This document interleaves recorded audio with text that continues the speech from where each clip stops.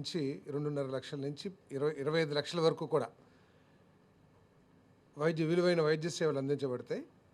దాంట్లో ఏంటంటే 2.5 lakhs విలువైన వైద్య సేవల్ని ఇన్సూరెన్స్ కంపెనీ అందిస్తుంది. 2.5 లక్షల నుంచి 25 లక్షలు విలువ చేసే వైద్య సేవల్ని డాక్టర్ ఎన్టీఆర్ ట్రస్ట్ ఏదైతే ఉందో ఆ ట్రస్ట్ ద్వారా సేవలు అందించబడతాయని చెప్పేసి మనం చేస్తాను.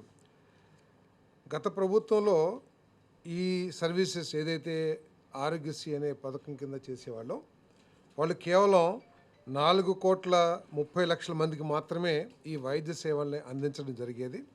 అప్పుడు నాకు తెలిసి సబ్జెక్టు కరెక్షన్ కేవలం 5 లక్షలు మాత్రమే వైద్య సేవలు విలువైన వైద్య సేవలను అందించేవాళ్ళు అనుకుంటాను. బట్ ఇప్పుడు 25 లక్షల వైద్య సేవలు అందించడం, అది కూడా రాష్ట్రంలో ప్రతి ఒక్కరికి కూడా only EHS employment housing scheme ఎవరైతే పొందుతున్నారో వాళ్ళకి తప్ప మిగతా వాళ్ళందరికీ కూడా రాష్ట్రంలో ప్రజలందరికీ కూడా ఈ వైద్య సేవలు అందించబడతాయని చెప్పి మనం చేస్తాను.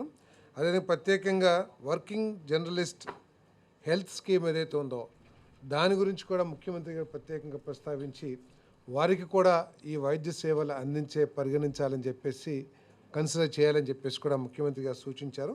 తప్పకుండా వారికి కూడా ఈ వైద్య సేవలు అందించడానికి ప్రయత్నం చేస్తానని చెప్పేసి మనం చేస్తాను. ఈ 25 లక్షల విలువైన వైద్య సేవలకు సంబంధించిన చెల్లింపులు కూడా ఇన్సూరెన్స్ కంపెనీయే ప్రాసెస్ చేసి చెల్లించేస్తుంది. డబ్బులు ఏదైతే చెల్లించాలో అది ఇన్సూరెన్స్ కంపెనీ చెల్లిస్తుంది. ఆ ఇన్సూరెన్స్ కంపెనీకి ప్రభుత్వం రీయింబర్స్మెంట్ చేస్తుంది తర్వాత.